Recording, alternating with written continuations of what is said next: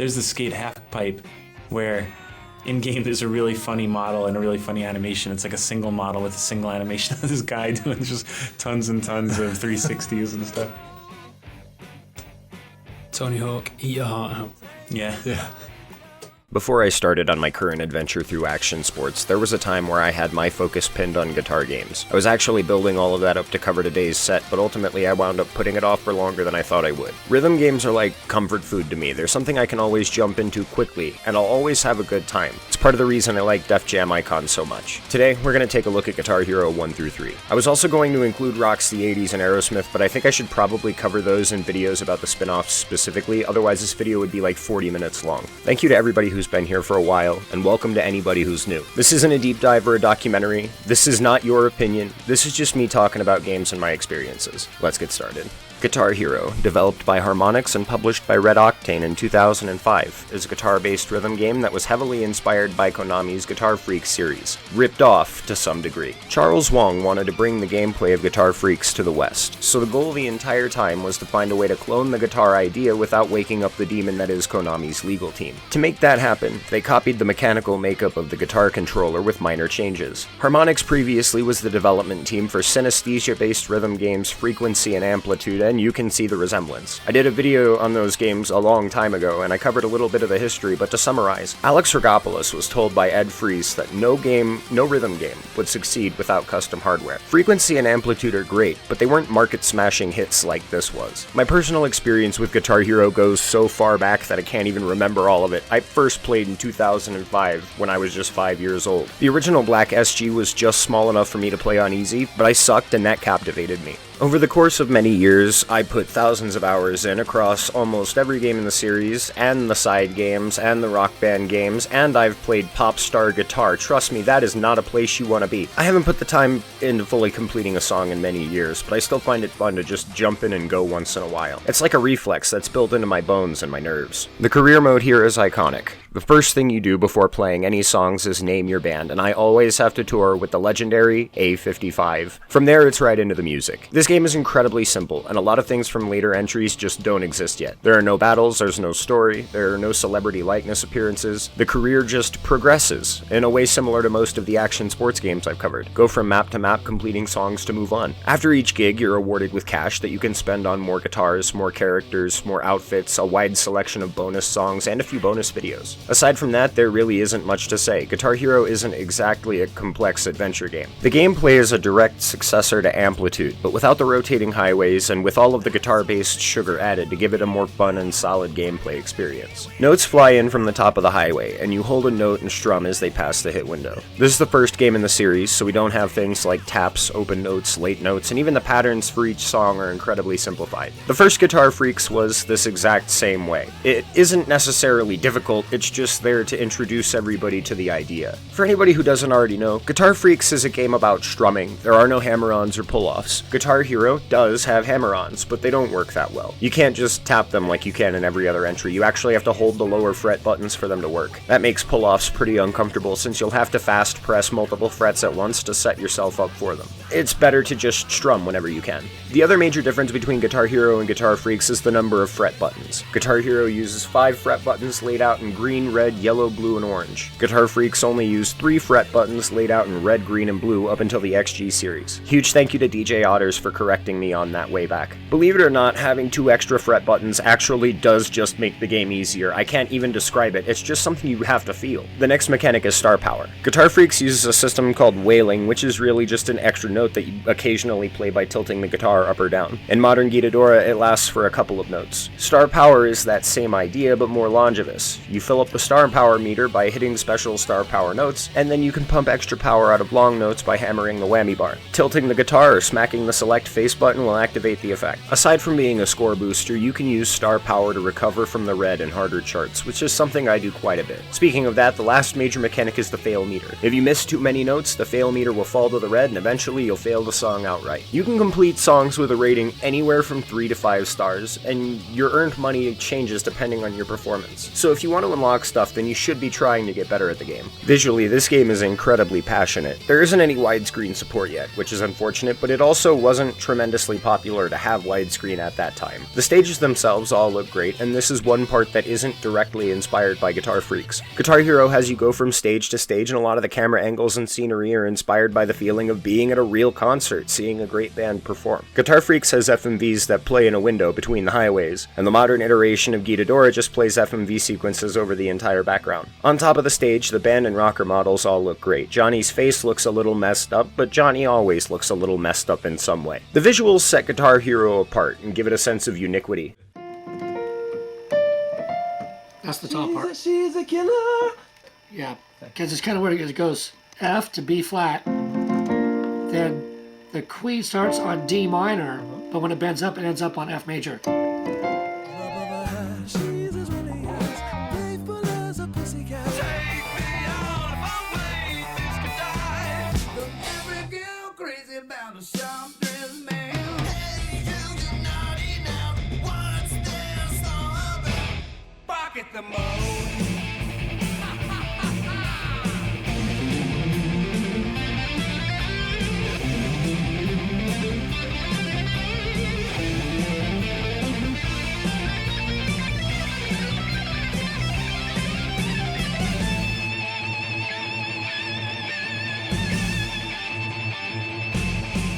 Next, this game actually does have a bunch of real-world footage in the bonus menu. There are 3 movies, and all of them go in depth on the process and the thoughts of the people who worked on all of the ingredients that make this game. These are inspirational for the same reason other real footage in games is. There's a lot of life out there, whether you're the artist, the programmer, a skater, the guitarist, or just the guy who likes to play games. There's something out in life for everybody. Finally, the soundtrack is legendary, and that can only be half credited to the actual list of songs. One of the best things about Guitar Hero is that the setlist is a series of covers by the Theta Chad band Wave Group, with some indie bands and team member bands thrown in for good measure. This was always impressive. Wave Group put down an entire band lifetime worth of music just to make this one game. You can hear and feel how dedicated everybody was to capturing the music accurately. It's really just a bonus that the songs themselves are awesome. There are covers of Ozzy, Boston, Audio Slave, Red Hot Chili Peppers, Judas Priest, White Zombie, and a lot more. Saying it's recognizable is an understatement. The soundtrack is leagues ahead of 99% of most other games. With all that out of the way, I'll go ahead and give Guitar Hero a rating of 9 out of 10. It broke boundaries and set standards, and it really was the only guitar game we had in the West. It isn't perfect, but it's still just as good today as it was when it released. I don't ever rate these games based on when they came out. I rate these games based on how they stack up today. And this one is still stone solid. We've had a million creature comforts that improved the gameplay over the years, but that doesn't detract from how close to perfect Harmonix came with this. If you jumped into Guitar Hero late in the series, or you've never played Guitar Hero before, then I recommend starting here. This is the original, and it does a damn good job introducing the basics. It's a solid foundation for a newcomer who's never played a guitar game before.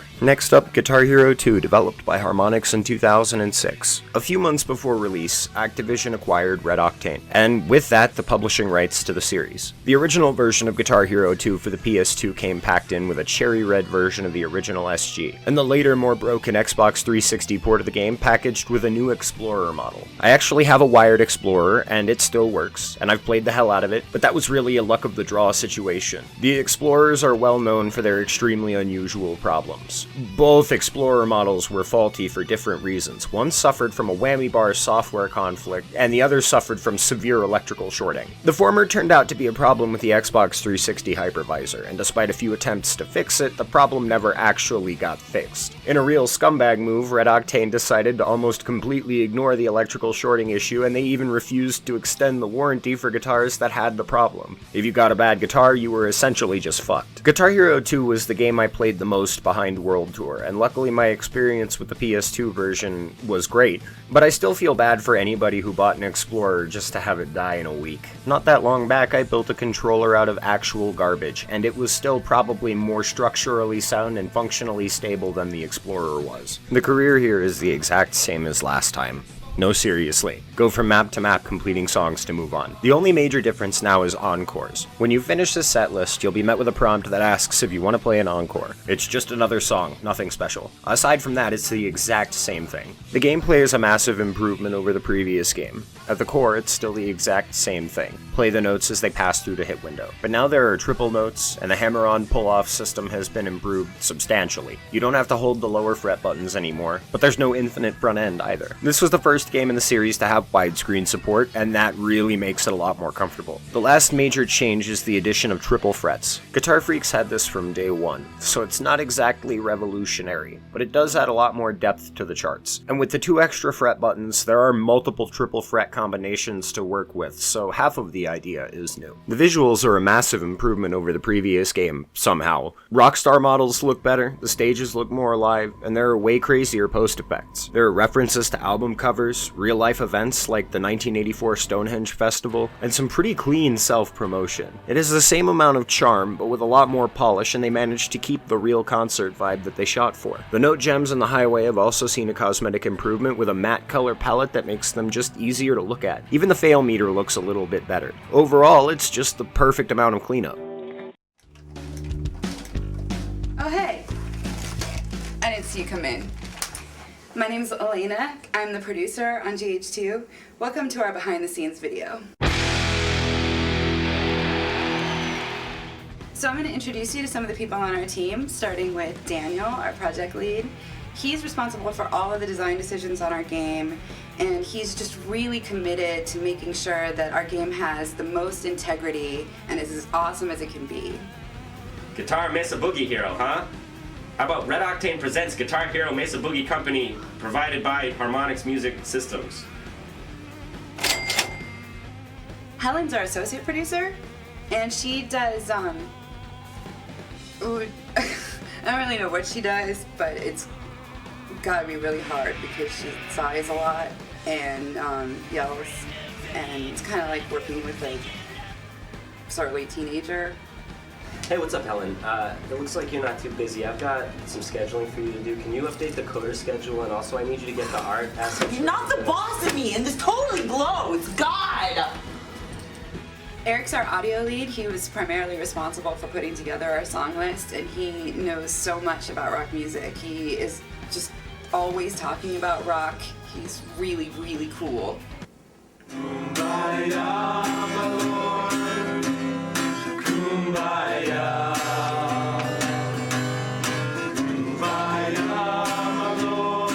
Dare is our art lead, and he is responsible for the artistic vision of the game, and he has got so many great ideas, and he's constantly coming up with new stuff, and our team looks to him and really loves hearing all of his amazing ideas. Can you bring us forward a little bit too? That's good. Right there. All right. A little bigger actually. Yep. Bigger? Can you bring him forward? Forward. Outside. I think this is. Next, the bonus footage makes a return in full form, and I want to take this opportunity to say that more games should be doing this in the modern age. These videos are how so many people, myself included, first learned about the video game development process. They teach you small pieces of valuable wisdom. They give you insight into some of the real tools and real environments that a hungry developer might have to work in. They demystify the games into something more constructed and understandable. These videos are precious, and they really do add a whole different level of depth to the games that we play. Finally, the set list here is excellent. Aside from the huge variety of wave group covers, there's a pretty good variety of actual studio mixes from the real bands. There are 4 master recordings in the main set list, and the entire bonus list is made of master recordings. If you were playing on the Xbox 360, 12 of the available DLC songs were also masters. The PS2 version features 62 songs in total, and the Xbox 360 version with every DLC features 98 songs. Normally I would be like, but quality over quantity, but the quantity matches the quality perfectly. There's a harmonious balance between great charting and a wide variety. With all that out of the way, I'll go ahead and give Guitar Hero 2 a rating of 10 out of 10. Did it have some problems on the Xbox 360? Yes. Did the Explorer fuck itself more often than not? Absolutely. Was it the best game in the series? No, not by a long shot. But that doesn't change the fact that it is a perfect sequel, and the original PS2 port is one of the greatest games ever made. If I put my nostalgia aside, there are people out there who are still trying to beat Freebird, and it's been almost 2 decades. The staying power of Guitar Hero 2 is only rivaled by other games from the same series, and that's a testament to just how good it is. This is one of those bucket list games that everybody has to play at least once before they die. There's just something incredible about it. Last up, Guitar Hero 3, developed by Neversoft in 2007. We all know and love Neversoft around here. They're responsible for the Tony Hawk series of games up through Proving Ground, and to me, many of those are among the best games ever made. Even the ones I don't like as much, like American Wasteland or Project 8, are still better than 90% of most other games. Neversoft was the perfect fit to take over this series after Harmonix was acquired by MTV Games. The team members spoke many times about how they would use Guitar Hero to relieve stress in the office, so they weren't just experienced developers who could handle good games. They were fans of Guitar Hero, and they made it into the game that they as fans would have wanted to play. Everybody and their grandma played Guitar Hero 3 at some point. We've all seen Through the Fire and Flames at least once, and it still mystifies players who see it for the first time. For me, this was the first Guitar Hero game that I played on Expert. In 17 years, I have never been able to finish One by Metallica or Raining Blood by Slayer, but I still try every once in a while, hoping maybe I'm just that little bit better enough to make it. But that hasn't happened yet. The career here, despite being mostly the same, is actually a massive step forward from the previous game. First and most important, there's a story. You take on the role of one of the rockers, and you join a backyard band to put on a killer show. As the game goes on, you gradually move your way upward through the rock industry gig by gig until you meet an evil manager that has you sign away your soul to the record label. Shit hits the fan real quick when we discover that our friendly evil-looking manager is the devil actually, and it all builds up to one legendary guitar battle. Before starting each setlist, you'll be greeted by a cutscene animated by the widely popular and well-recognized Titmouse. Titmouse is the studio that produced Metalocalypse, and it shows. There probably isn't another studio that could have done a better job here. Fun fact, they also produced the original Major Lazer pilot, but their version of Major Lazer was insanely different from the final show. Back on topic, this game also took a step forward by introducing boss battles as well as the guitar battle mechanics. There was a lot of well-rounded addition to this game. This is a good transition to the gameplay. There are 3 bosses in this game: Tom Morello, Slash, and Lou, the Devil Manager. Battles are similar to regular charts, but with power-ups that you activate like Star Power. The power-up idea feels inspired by, if not directly taken from Amplitude, but in reverse. There's doubled notes, forced whammy, overload blinking, lefty flip, and broken frets. You can hold and activate up to 3 powers at one time, so the strategy is usually just to get those first couple of attacks, wait till your opponent starts a long measure, and then unleash hell all at once. If you do it just right, you're almost guaranteed to win the battle. The hit window for notes has been given a small improvement to the leniency, and the hammer-on pull-off system is almost perfect, but god damn it about the infinite front end. Hopos were a big driving force behind this game. Some critics at the time complained that Guitar Hero 3's charts were often just walls of notes, and the entire point was to show off just how improved the Hopo system was. I'll admit,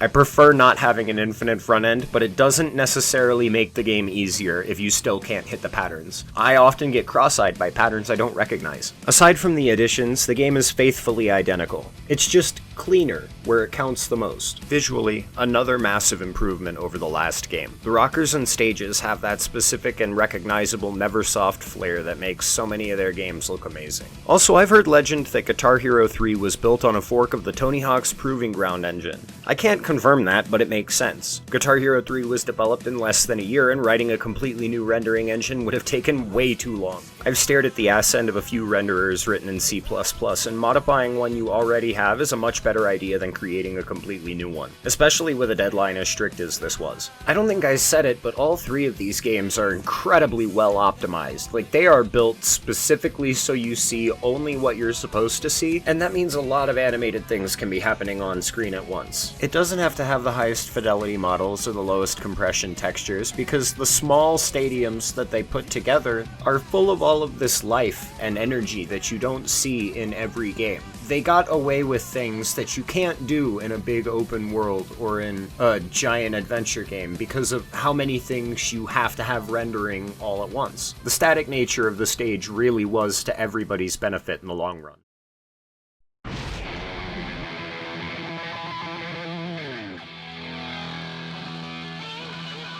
I think it's a huge honor to be part of this game. It's like I actually represent electric guitar to a legion of kids that are into this game, which has got to be the most popular game out right now. And I've been asked to put my brand on it, which is very, very cool.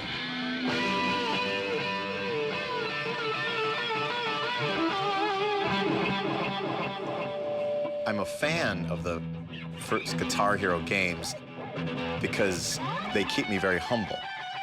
I have the game at my house, and 11-year-old kids can beat me on my own songs at it, so that's a very humbling experience. I figured if I was actually in the game, then I get to play on an electric guitar, and those kids got to try to keep up with that. So they can press all those blue and yellow buttons all they want, and let's see. Here we go, it's on. Don't be shy about us, we're not. Guitar Hero. It's a new one for us to be now combined up with a video game, but this Guitar Hero ain't so bad after all. I like it because my friends' kids like it, and I like what kids like. The idea of doing this for a game is quite right, because I'm not very pretty, I'm certainly not vacant, and a bit of anarchy in a video game is all right by me. Guitar Hero actually wanted to use the Sex Pistols because we've lost our masters. Our record company has no idea where the masters are. Someone's got them or sold them or stolen them or whatever. Such is the legend of the Sex Pistols. So it was great for Guitar Hero to, in a way, get us back in the studio. It's just a threesome, me, Steve and Paul, which is how we recorded Never Mind the Bollocks in the first place. Which a lot of people don't know is I played the bass on Never Mind the Bollocks originally. Great Guitar Hero, Steve Jones. Yes, he is. Glenn had left the band at that point, or he was kicked out, whatever way you want to look at it. And Sid was in a hospital with hepatitis, so he couldn't really play. Not that he could play anyway. Re-recording them? What a stress you put on us. What got me into being part of Guitar Hero is really simple. It is one of the best games out there. First of all, it plays great music. That's the most important thing. Rock music is awesome. I love doing it. I love being part of it. And that's how it came about. You're going to send me into space as an experiment, aren't you? I've done a lot of wild, crazy, bizarre, insane things in my life. I have never been in the motion capture suit or the mocap suit when you're in the business. You need me to skateboard, don't you? I'm no Tony Hawk, but I'm all right. Next, the real footage this time is much more focused on the guest appearances than anything else, but that's okay because what we get is a great combination of the game design process, real guitar playing, and we even get to hear about the experiences the guests had with the previous games. I want to take this moment to do something different and say it's always good to take a break when you need it. Life can be hard, and some days it can feel a lot longer than others, so finding an outlet to relax is a good thing. I almost always talk about how life is short and you should go do what you love, but don't get sick of what you love either. Remember to take on something more relaxing once in a while. Finally, the setlist this time is probably the most memorable in the entire series, but it isn't my number one. It's a close runner-up to Rock's the 80s, but with marginally better gameplay to make it stand out. I think the PS2 version is 73 charts, I'm not completely sure, but I am sure about one thing. Neversoft was the hardest working, most dedicated, and most skilled set of developers to ever grace the video game industry. They did so many amazing things in 9 months that other teams given 10 years can't do. They broke boundaries and set standards after taking over a series that already broke boundaries and set standards. They were the GOATs of video game development, and we would be lucky to ever see a team like that again. With all that out of the way, I'll go ahead and give Guitar Hero 3 a rating of 10 out of 10. It isn't just a masterpiece, it's a master class in exactly how to develop a fan game and exactly how to take over a series. It's a permanent carving into the stone history of video games. In 100 years, people will still be looking back on Fire and Flames FCs thinking, wow, the pioneers who beat this the first time were amazing. It's always really fun to come back to this game because it just works. It's one of that small selection of games that I'm always down to play no matter what because I feel right at home here. Guitar Hero for me didn't just create a love for real guitar or listening to unfamiliar music, it created my entire playstyle. It was the driving force behind my dedication to get better at things. It filled the empty holes in my harder than average life with moments of escape and accomplishment. In every single one of these videos for months now, I've I've spent a segment talking about how life is really short and we should make the most of it doing what we love. For me, there's never a bad moment for Guitar Hero because it's just one of the things I love the most. I never feel more at peace than I do when I'm holding my plastic guitar. If you somehow, some way have never played this game before, you probably should. The experience is really one of a kind. Now that I'm done with all of that, I think it's finally time to take a look at the MTV Sports series of games for the PS1. Sorry about putting that off for as long as I did. There are 4 of those games to dig into, but I can't really gauge how long or big a video will be by the number of games. I have done 5 games in less than 10 minutes in the past before. I haven't decided on what the game will be after that yet, but I should have that figured out before the video is done. I usually do. I want to take a second to say I really appreciate you guys. I get to hear stories about your lives, your childhoods, how you originally saw the games that I talk about. I get to hear every perspective, whether it's good or bad. It's like talking to a buddy or something about the games. Playing video games is personal for everyone. Everybody has something different that they love or hate about something. It's impossible to write a review that everybody on Earth agrees with, so I just try to be grateful for being able to hear about everybody else's experience. Every time you stop in on one of these videos, you give me precious time from your life just to hang out for a bit. I appreciate that above everything else. I think I've rambled for long enough now, so until next time, thank you, and have a nice day.